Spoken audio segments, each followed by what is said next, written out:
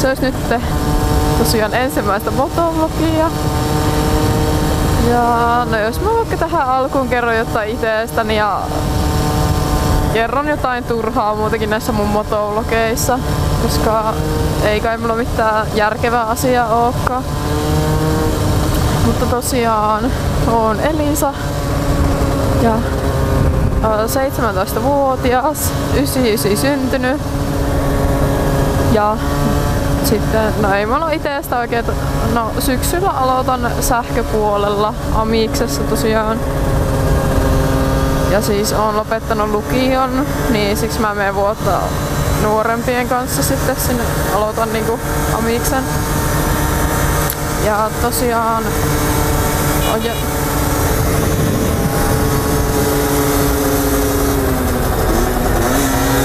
tosiaan ajan Yamaha ARXilla eli Roxilla vuosimallia 2015.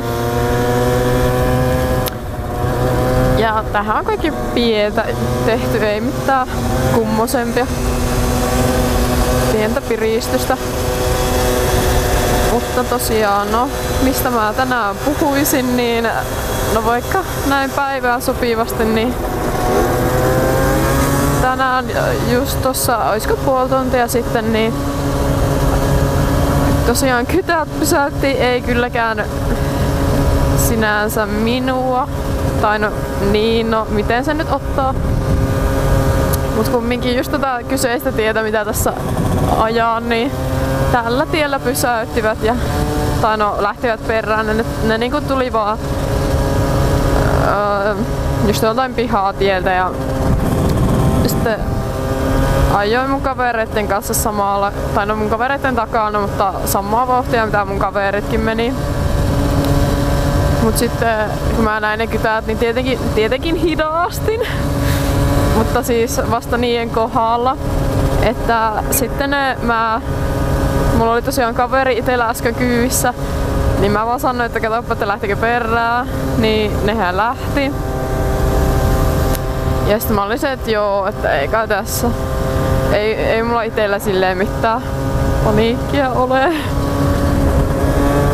Vaikka kyllähän tästä ulkonäöllisestikin näkee, että tähän on jotain tehty. Mutta kumminkin.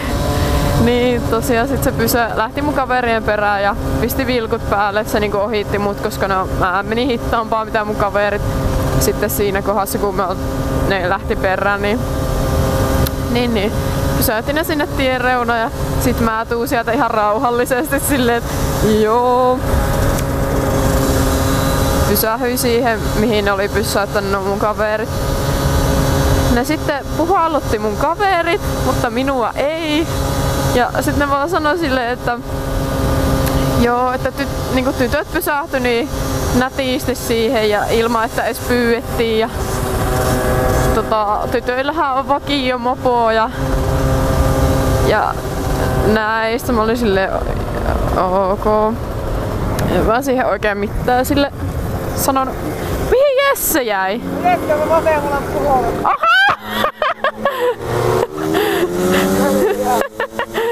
Joo. Niin. Niin tosiaan, mihinkähän mä jäin? Niin että joo, se tytöillä on vakio mopo ja ei niitä tarvi puhalluttaa. Ja ehkä huvittavinta siinä oli se just, että mä ajoin niinku samaa nopeutta niiden kanssa, mutta niin. Ja ei kai siinä. Sitten ne vaan sanoo hyvää päivän jatkoa ja näin sanoo, että tuli vähän että yksi tuo mun kaveri tuli vähän turhan kovaa vauhtia ja että ensi kerralla voisi tulla toki hitaampaa ja näin. Ja mulla on nyt kyllä jotain likkaa näissä mun laseissa, kun mä en oikeesti näe mun eteen.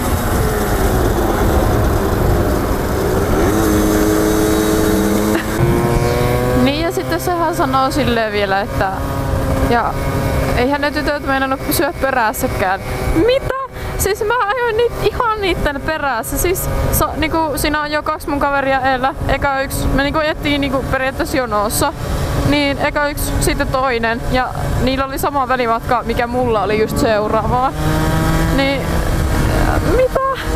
Ja sitten ne sanoo, että kyllähän ne tytötkin tykkää ne pojista,